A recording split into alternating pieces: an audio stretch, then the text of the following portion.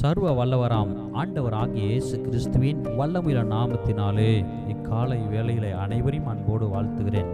இன்றைய திருவார்த்தை ஏசாயா 51:12.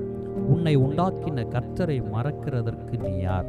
எனக்கு அன்பானவர்களே, நம்முடைய கர்த்தர் நம்மை விட்டு விலகாமல், நம்மை என்றும் கைவிடாமல், தூங்காமல், உறங்காமல், கண்ணின் மணியைப் போல பாதுகாத்து, ஒவ்வொரு நாளுக்குரிய கிருபையை தந்து, சுகபலன் ஜீவன் கொடுத்து ஆசீர்வதித்து, ஒன்றுக்கும் உதவா செல்லா காசாய் கிடந்த நம்மை, தூக்கி எறியப்பட்ட நம்மை, மண்ணான நம்மை கிருபையாய் நடத்தி மேன்மைப்படுத்தி, கை ஏந்தின காலம் போய் ஏந்தின கரத்தை தாராளமாய் கொடுக்கும் கரங்களாய் மாற்றி, கண்மலையின் மேல் நிறுத்தி வைத்து நம்மை அழகு பார்த்த ஆண்டவராகிய இயேசு கிறிஸ்துவை எல்லாம் கிடைத்த பின், எல்லாம் முடிந்த பின், எல்லாவற்றை கர்த்தராகிய இயேசுவினிடத்தில் பெற்றுக்கொண்டு இறுதியில் நன்றியை மறக்கிற கூட்டம் பல உண்டு.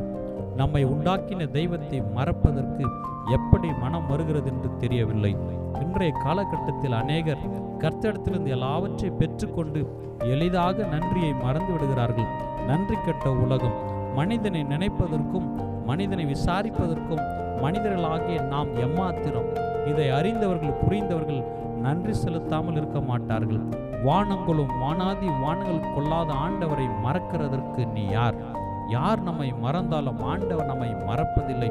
ஆனால் நாம் தான் ஆண்டவரை அநேக நேரங்களில், அநேக வேளைகளில் மறக்கிறோம்.